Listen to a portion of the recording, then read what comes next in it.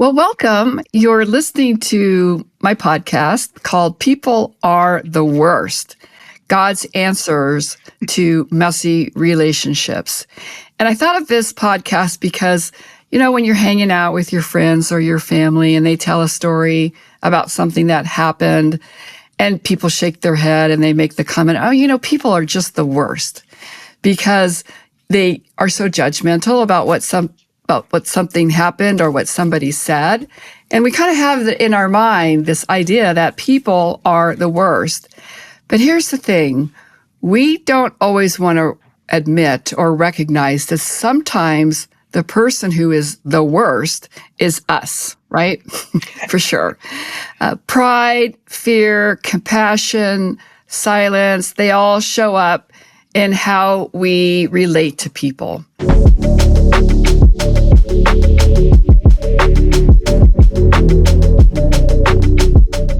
Today, we're turning away from our discussion in the first podcast about why people are broken based on what happened in the Garden of Eden and how it fundamentally changed everything, including how we are and how we relate to people, to ourselves. And we're going to turn the mirror on ourselves and we're going to talk about how we make relationships worse.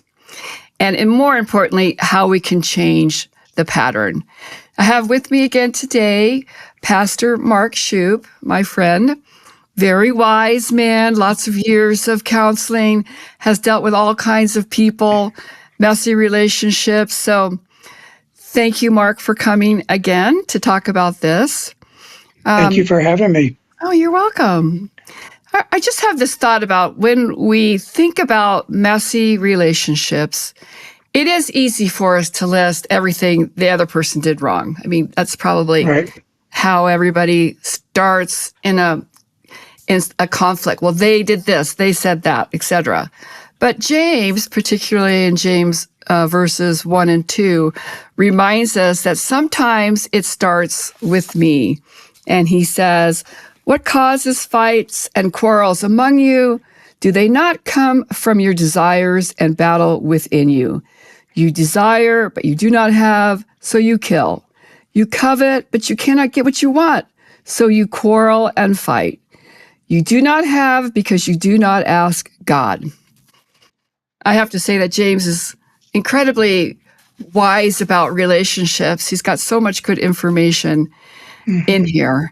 And I guess the question is, Mark, how and why do we make relationships harder than they need to be? Well, I think James nails it there in chapter 4, those verses that you read. It's interesting that word desires, in the original Greek language, that the word just means like our fleshly desires and passions. And it's where we get our English word hedonism, comes from that Greek word. So you just think about when we live to satisfy our own selfish desires, what James is saying is that's going to lead to all kinds of conflicts and quarrels because, again, we're just only looking out for ourselves, wanting to make sure that everything's going the way we want it to go, looking the way we want it to look. And then what's interesting is what he goes on to say there is that when we don't get what we want, he uses a word that we kill. I think what he's really talking about is that murder, I think, is the word that he uses there in James 4. But what he's really talking about, I think, is that we kill through the use of our words, and you think about it, if I'm not getting what I want, and we all know, we've all been in quarrels, we've all been in conflicts, and when we get in there, sometimes in the heat of the battle, we what happens is we lash out with our words, and if our selfish desires are not being satisfied the way we think they are, we can turn and we can use our words to actually destroy the life in another person. So not literally murdering them, but it's, tearing them down instead of building them up. And it's really destroying and taking the life away from them. And then I think the other thing we do, if we don't get what we want, we withdraw sometimes. And Mhm. so we just will, isolate, we'll withdraw, we'll say, I don't want to talk about it anymore. I don't want to be there. Neither of those things are healthy responses. And I think that's why James says this is the source of it. You don't get what you want and then you lash out or you withdraw. And both of those are not going to lead to healthy relationships. You're talking about the message that James says about the tongue Mm-hmm. and what a weapon it is. Like, it is a very destructive weapon. Describe what James says about the tongue. Well, the previous chapter, in chapter 3, Mhm. he says that from the same mouth or from the same tongue come both blessing and cursing. And he says it shouldn't be that way, right? Mhm. And we know that what comes out of the tongue proceeds, from what's in our heart, and Yes. so the heart, there's places in scripture that describes the heart as being sick, Mhm. and we talked about this kind of on our first podcast, the two natures, the new nature, the old nature, and so we still have that old nature in us that sometimes from our heart, again, it's all going to be rooted in more of what I want than what I'm thinking of others in that situation. But sometimes from the heart will proceed out of my mouth words that I don't really want to say, Yeah. and that can do more damage than good. But again, it comes back to what is our heart condition? Is our heart in the right place before God?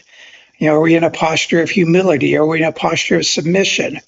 Are we coming to God every day and saying, okay, Lord, it's my life. I take my life and I lay it down before you. And I Mhm. want you to use me today for your purposes and for your glory. Well, that Mhm. gets it off of me and my purposes and my glory, and it gets it on him. But I think that's that proper heart attitude we need that will better fuel the words that come out of our mouth that are more pleasing or more in that blessing category than the cursing category. I mean, I love my husband. Believe me, I do. But sometimes when we fight, there is a spark. We talked Mm-hmm. about this that ignites in the tongue, Yeah, where you go into a combative mode or a defensive mode. You're either on the offense or the defense. And for yeah, some reason, we think that just unloading on the other person is going to, I don't know, change their mind or make them agree with you, or we have some yeah, agenda in mind, but yeah. mostly it just hurts them and it causes things to be far worse. As a It Christian, does. Yeah. how should we approach this? What should we think or what should we pray when we're in that irritable mood and we feel like a fight might be coming on? Well, it's interesting you're talking about, what happens in the heat of the battle. James uses the analogy of how a small spark Mhm. can start a huge fire. Right. And we know fires here. We live in Colorado. We have wildfires pretty much every summer. And those wildfires usually start with one little spark. Another It might spark. be a spark that came from a lightning strike, or it might come from a campfire that was unattended.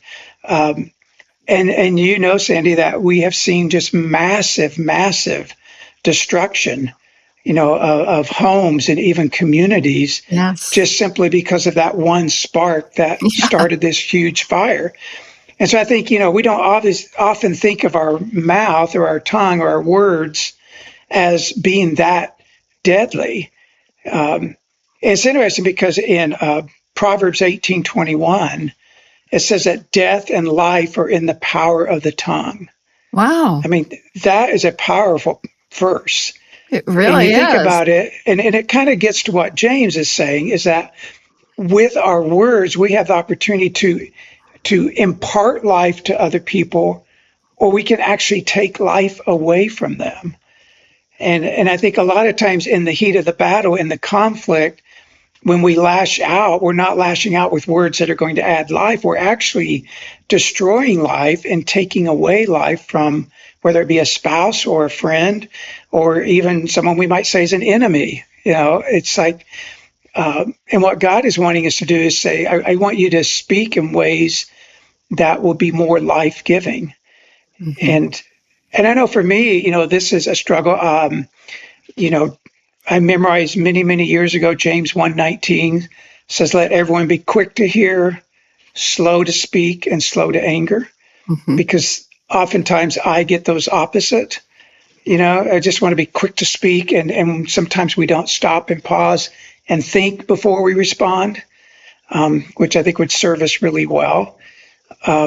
There's also places in scripture that talk about, how our words are to be filled with grace, seasoned as with salt. And so I pray every morning on my way to work, I pray that God would place a guard over my mouth so that the words that come my mouth would be words that build up, that give life, and words that are full of grace. And of course, I don't do it perfectly, but kind of getting to your question, what are some things we can do? I think one is realizing the effect that our words can have on others. Mm-hmm. James gives us a very vivid illustration of that.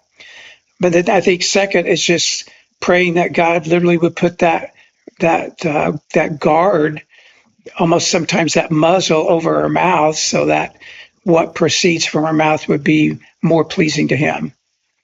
I think that's all very wise, and it may take effort to do that, but if it leads to a more peaceful relationship, a more loving relationship, I think that's what we're striving for.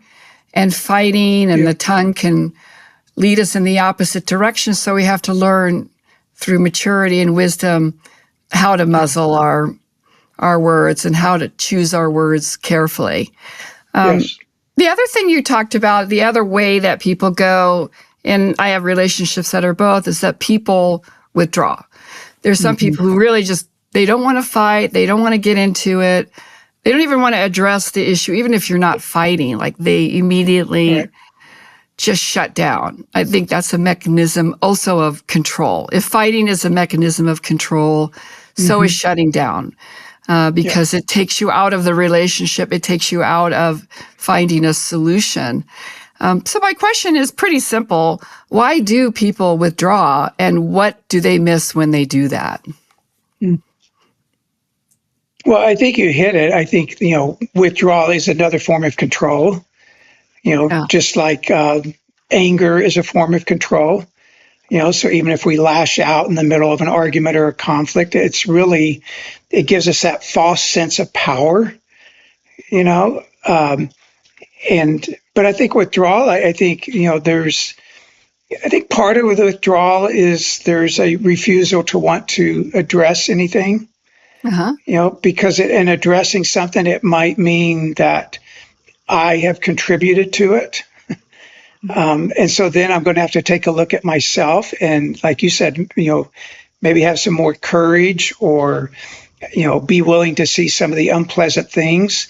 And if I don't want to do that, and again, what are we getting back to? Selfish desires, right? Yeah.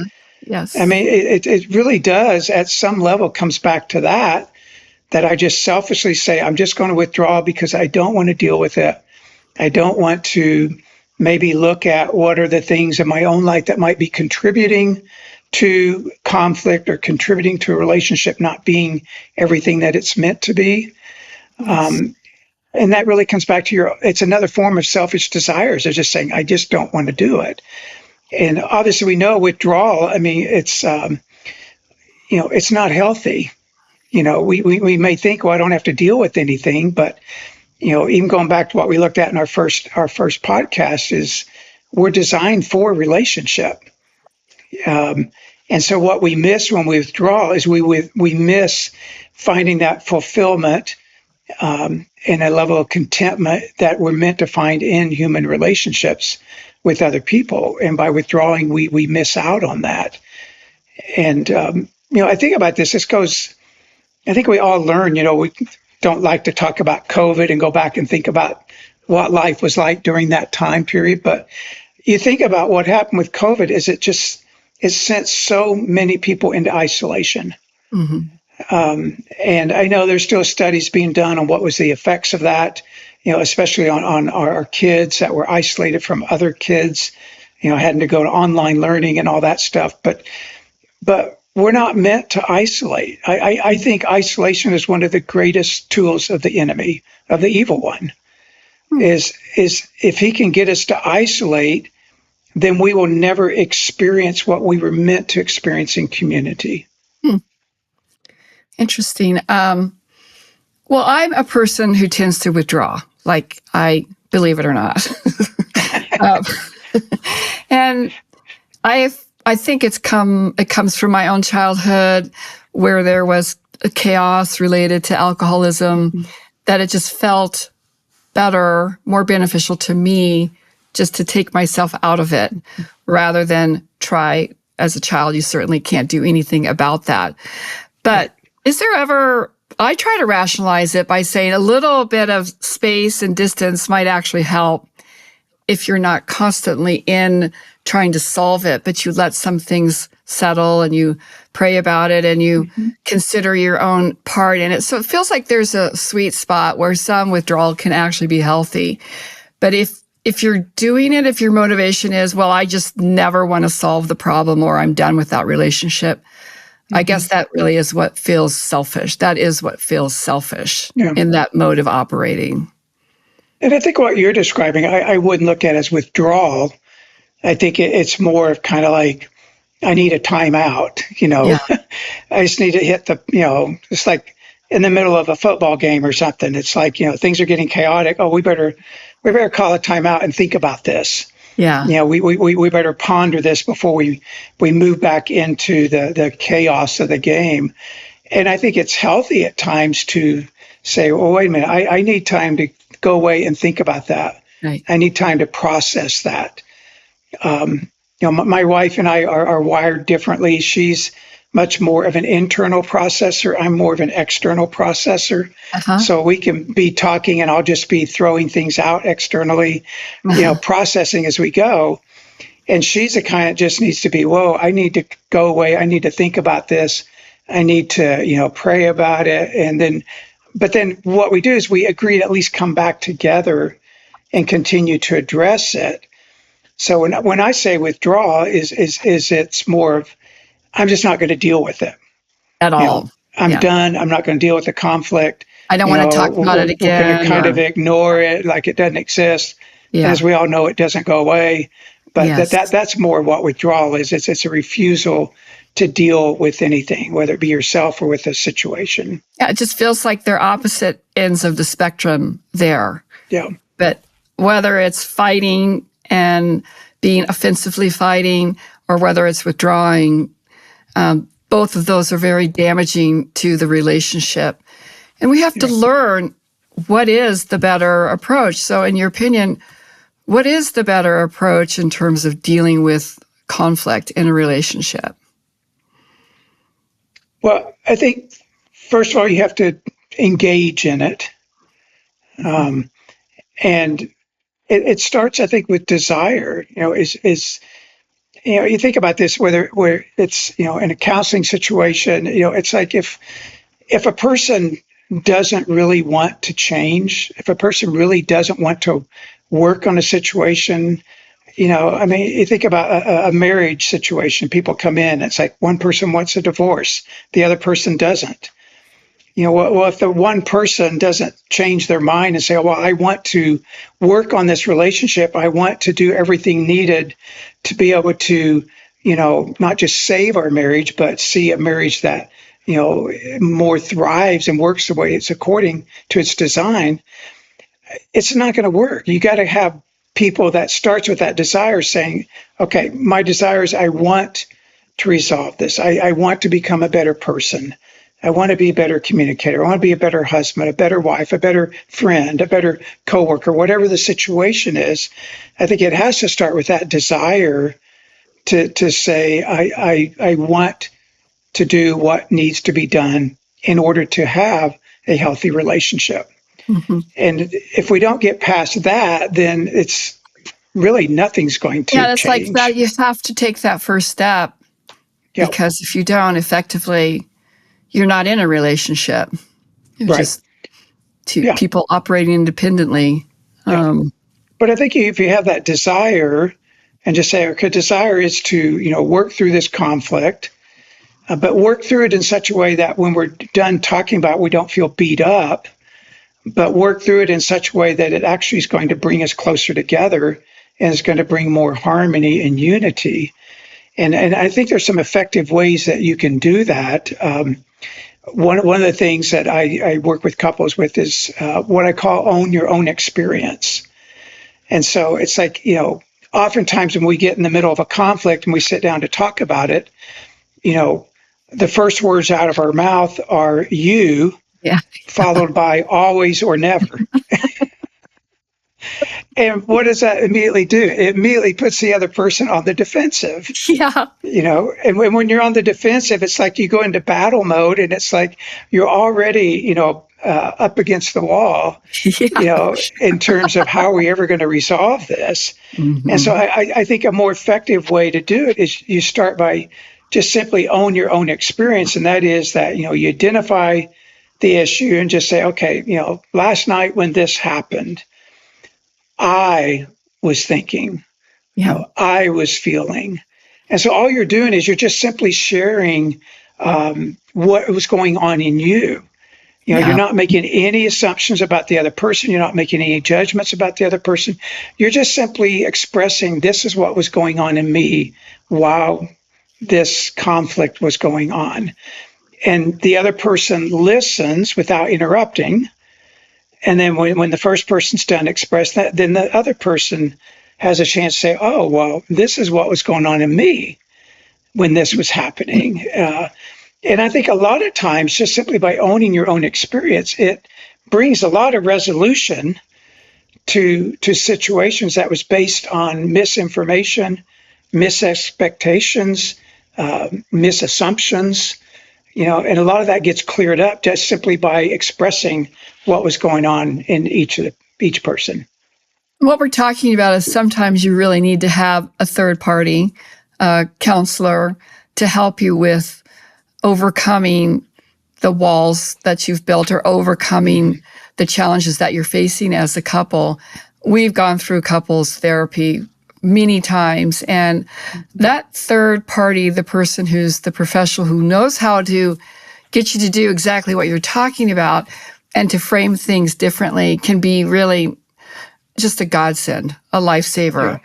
Because when we go into a relationship, we think we have it figured out how to solve a problem or a relational problem, but we're just bringing our own baggage to that point. Whereas a counselor can say, we need to strip all that away and really get to the heart part of it or the feelings. And you have to learn how to do that. It doesn't come naturally. I don't think I've ever met anybody who was naturally good at it. Right. Yeah. And the truth is, Sandy, as we all have blind spots. Yeah.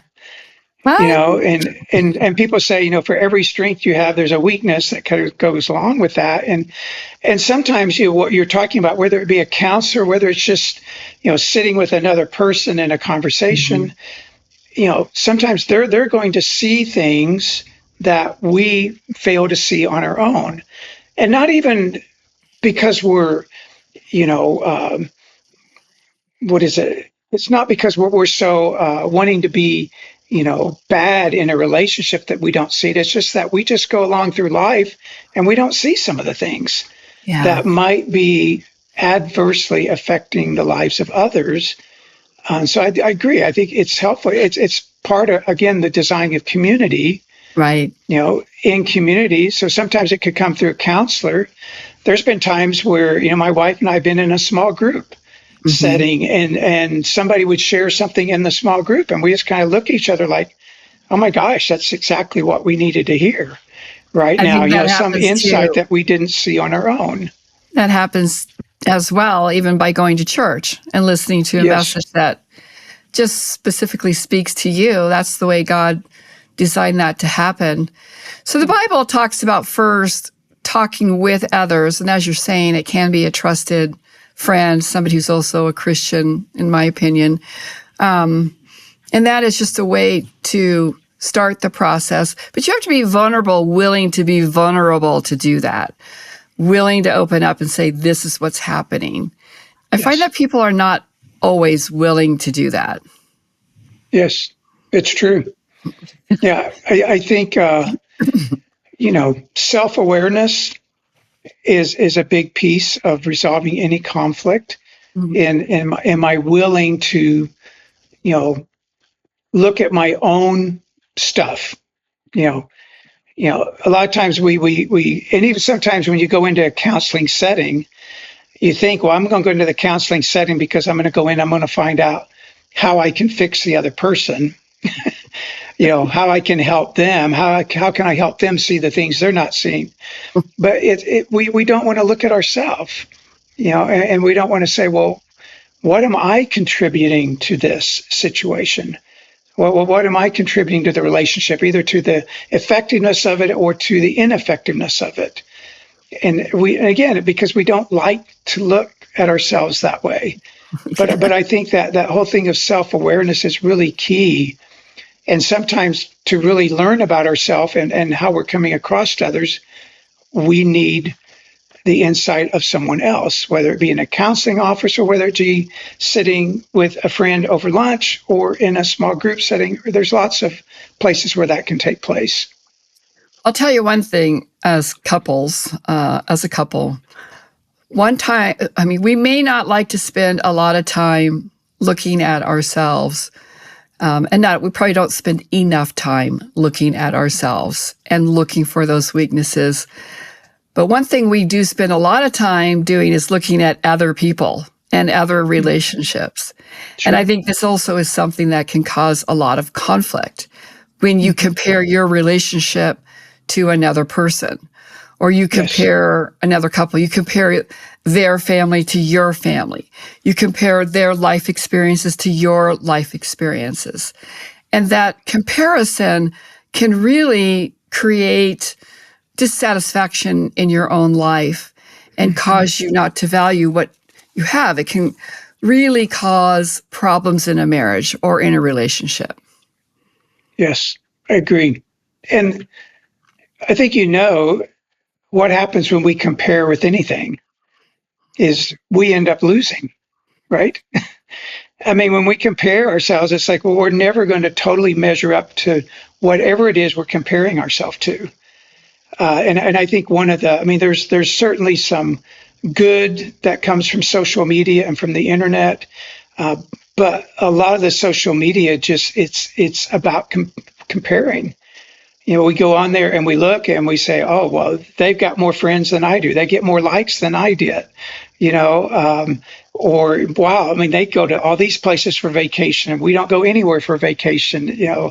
Their family looks like the old Ken and Barbie, relationship of the old days. Everything just looks great on social media, and we're never going to measure up to anything like that. And a lot of that is unrealistic. We know of what's being presented out there, but we do that. We compare, and every time we compare with anything or anyone, we're always going to end up being on the losing end of it, because we will find a way that we will not measure up. And so I think one of the ways we combat that in a good way is, and you were talking about what you can learn coming to church. I just heard this sermon a couple of weeks ago, was talking about, being filled with more gratitude. Yes. Because what comparison does is comparison creates discontentment. Yes. There's that discontentment. And so then all we look at is what I don't have, how I don't measure up. Instead of, the other side, what brings more the contentment side is, gratitude, being grateful to God for what he has brought into my life, what he has provided. And looking around at even just the little things and just saying, wow, okay, God, I'm grateful that you give me this, that you provide me that. You've given me this relationship. You've given me this community to be a part of. And when we're more filled with gratitude, I think there's going to be less of an appeal to go to the comparison side. And it's a challenge. It's a conflict. We all go to comparison at times. Yes. But I think what would be the antidote to that is just being filled with more of a thankful heart. Well, I just want to encourage you to do that when you're out on the golf course this week, Mark. Looking at other people's shots and scores. Yes. Exactly. I'm just saying that if you're comparing yourself to somebody else on the course, it will kill your joy. So It will. be It will. grateful for how good you are as a golfer right now. Lots of But I things on mean, the golf course can kill your joy. So many things. But yeah, I think comparison is a very sneaky kind of thing that creeps up into you and does rob you of your joy. Because it isn't necessarily just what we see on social media, but it literally is everything. Not just what they have, but what they do or how they're living their life or the closeness of their family versus your family. Just everything. And I don't know why we are predisposed to go that way. It must be something in the old nature of us, as we've been talking about, yeah. why we feel we need to do that. Yeah. I mean, think about it. It's like, I mean, go back to the Ten Commandments. Yeah. And what is it? What's one of the commandments in there? We are not to what? Covet. Don't Love it. covet, right? Yes. So even, yeah, it's something about that, sin nature that again is rooted in self is that, we, again, going back to what we started this with in James, that, what causes the quarrels, what causes the conflicts? It's the pleasures within us. You know, Yes. again, it's those sometimes lustful desires Mhm. that consummation with just wanting to satisfy self all the time, and then that feeds into comparison, into Yes, it coveting. I does. mean, all the things that God says we're not supposed to do, but I think it's been there as long as mankind has existed. It's so true. Well, one other thing that I think impacts relationship. Let's move on to pride and control. Mm. The idea that we need to be in control of relationships, whether it's with our spouse or our children. How does that damage relationships? Oh, that's a good question. Um, I mean, we all know. I mean, we in all of our relationships, we've seen how pride, guys, I think the thing about pride is it makes you feel like you're one upping another person. Mhm.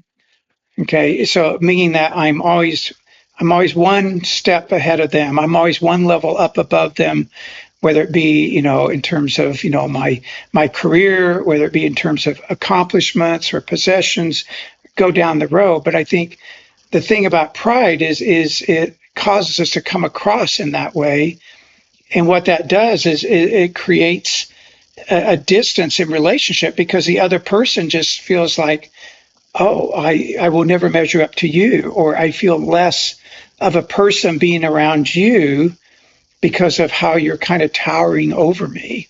Yeah. And so I think that's one of the downsides of someone that just goes around relating in a prideful manner all the time.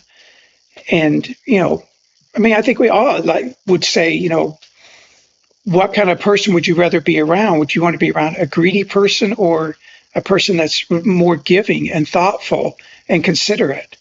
Right? I mean, we all want to be around that kind of person, right? Mhm. And so I think we can see the greed when it's just consumed about the person, or you sit down at a lunch with someone and it's like you're 30 minutes in and you're going, I haven't got a word in yet. I mean, this whole conversation should have been one-sided, It's the you me know? monster, right? Like it's Yeah, all because it's about just me. all about them. And Yes. you just kind of, and what that tends to cause you to do is just go, well, I can't even get a word in, so I'm not even going to try. So it's not even worth, engaging in that particular It's not relationship. So really those a are the, relationship. It's just a no, one-sided endeavor to show you that they're better than you, which is right. So really those are their the problem. downsides of, that, what you call the greed and pride there. Yeah. Um, well, let's finish up today by talking about a way that we can communicate with people in our lives in a God-honoring way. We touched on this a little bit, but I don't think we should go from being the wrecking ball to thinking we're going to be perfect. But again, how can we develop God-honoring communication with the people that we love in order to improve relationships? Good question. I would say, it goes back to what I said earlier, is I think it starts with having a desire, to get better in terms of how we communicate. So I think it has to start with that desire. And then I would say, bringing God into the midst of it. Just honestly going before God and just saying, God, I want to be open to you, to seeing and realizing anything that you might show me or anything that another person might show me that might be getting in the way of me being the person that you want me to be and relating in the way that you want me to. And it's kind of back to that self-awareness thing again. If you think about 1 John 1, in there, I think starting in verse 5, where he talks about, like if we say that we don't have sin, that we're deceiving ourselves. Yeah. And so it gets back to the whole self-awareness is just coming before God and going, I'm not perfect. I have blind spots. I need to be open to hearing what other people say, sometimes about, me or what you show me, in terms of my relational style. There's got to be that openness and that honest awareness. And I think that's a good starting point, and then just, responding to the things that God shows you, and beginning to take what we call baby steps. Like you said, we're not going to be perfect, but there might be one thing that I say, okay, this is the one thing. For example, I would say, I need to become a better listener. That could be one huge baby step, in terms of leading to more effective relationships, is if we just simply would get into the midst of a conversation and instead of wanting to try to get my point across or get my agenda out there, whatever, is I just go into it and I just go, okay, I'm here. I want to hear. I truly want to hear what you are saying. And I think that would be a great, effective first step. I absolutely love that, again, because you're so wise about it in your experience. And it makes perfect sense, too, by the way. It's common sense that we should be doing that. And I know I'm guilty of not doing it. I just admit it. I'm guilty not of always listening. But this week, I'm going to make sure I try to do more of that. Yes. See if I can get on the path. Well, Mark, next week in our last conversation, we're going to talk about how we heal relationships. So if we just started this little discussion about the baby step of listening to other people, that's a fantastic thing. But I also want to talk about how we continue to try to heal broken relationships. I have several relationships in my life that are broken. They worry me. They cause me angst and sadness. And I want to figure out how I'm going to make them better. And I'm hoping that you can, again, provide us with insight and instruction on how to do that. So I look forward to that. That's good. And I thank you very much for spending your time with us. Have a great week. Thank you. You too. Okay. Bye-bye.